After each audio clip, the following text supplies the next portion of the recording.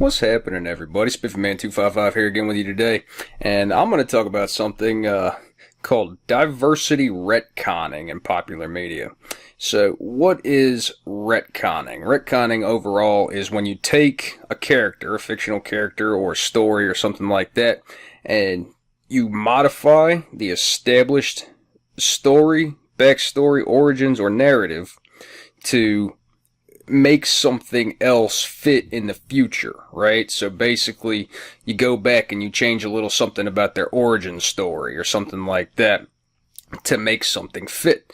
Well, Spiffy, what is diversity retconning? Well, it's where you change a character's race or gender or some other characteristic like that, a quote, social justice-y type progressive characteristic, and you change a character for diversity purposes. And what brings this up is recently I read an article that they are going to reboot a popular show, Buffy the Vampire Slayer. Except they are going to make Buffy black. They're going to cast a black woman as Buffy. And why are they doing this? Well, for diversity purposes, so that they can cast a black woman in the lead role because of her race. And basically, what this does is this asks the audience to suspend their disbelief to believe that a character that has long been beloved by a large audience is now a different race.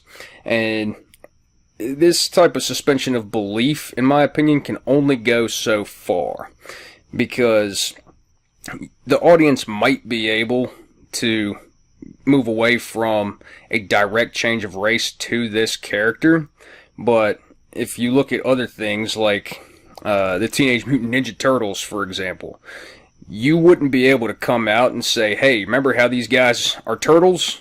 Well, they're just fucking wombats now. Like, you can't do that.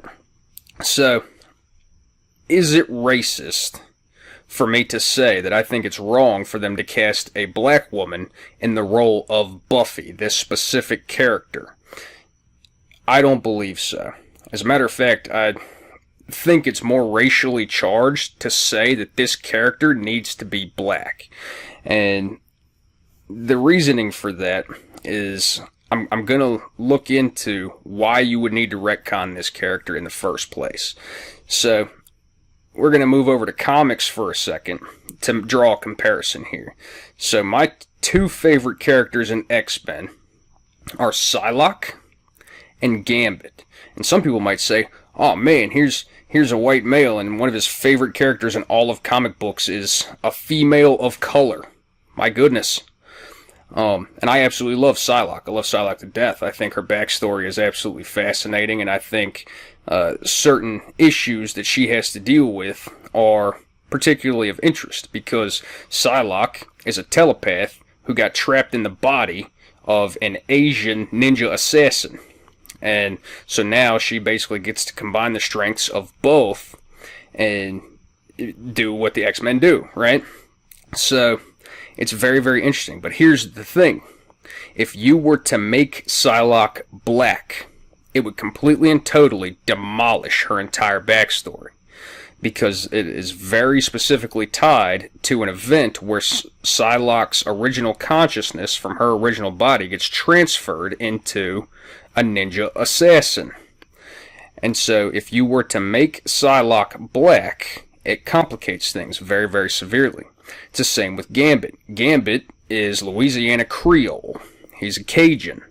And in so doing, because that ethnicity is so very specific, and, you know, all the way down to his accent, his backstory, all revolves around this particular region of the world. If you were to take Gambit and make him black, or if you were to make him Asian or Hispanic, it just would not work with his character. It goes too far to be able to ask me to suspend my disbelief that these characters are the same characters. And you could see this happen in the most recent Fantastic Four movie. They made Johnny Storm, the character, this individual character, black. And so what they had to do was that they had to go back and they had to completely change the entire backstory of the character. They also had to drastically modify his relationship to the rest of the members of the Fantastic Four. And that's a serious problem because Johnny Storm, the character, is a hot-headed, pretty boy, kind of frat boy, white guy.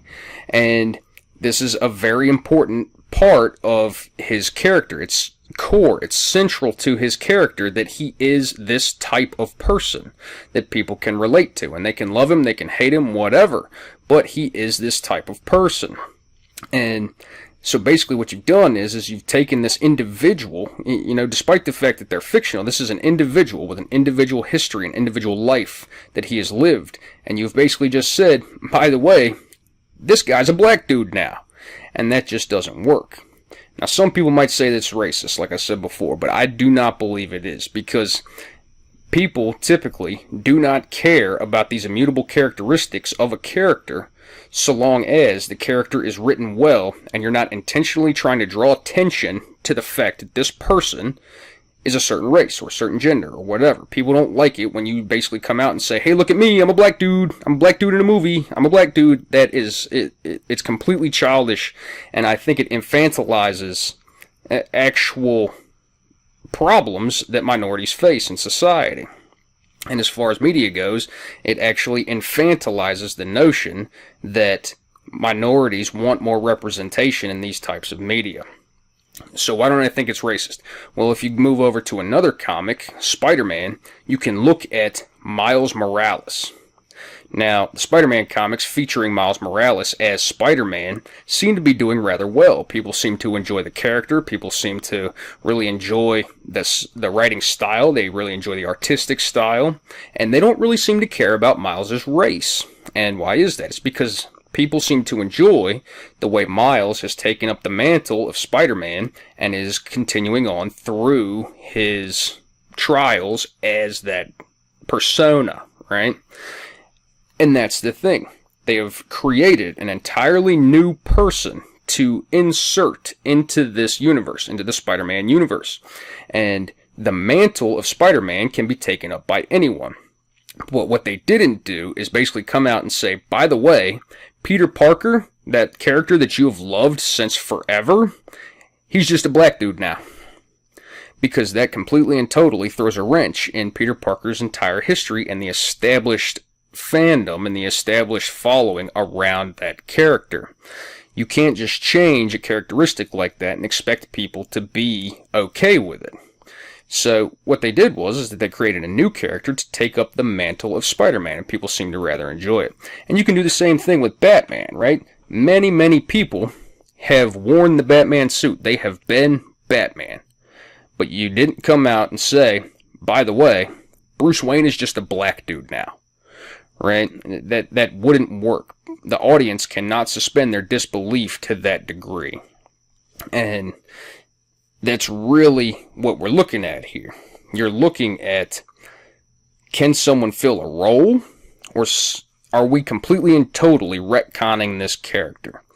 And there's kind of a double standard that exists here, You can't do it with some characters, but you can certainly try. On the flip side, people, if you were to try to take Black Panther, for example, and say, by the way, Black Panther's just a white guy now, that doesn't work. It doesn't fit to his character the same way it didn't fit with Gambit's character. Because Black Panther, there is a particular backstory as to who is allowed to be Black Panther. And it just exists. That particular mantle is only exclusive to a very few relatively specific people.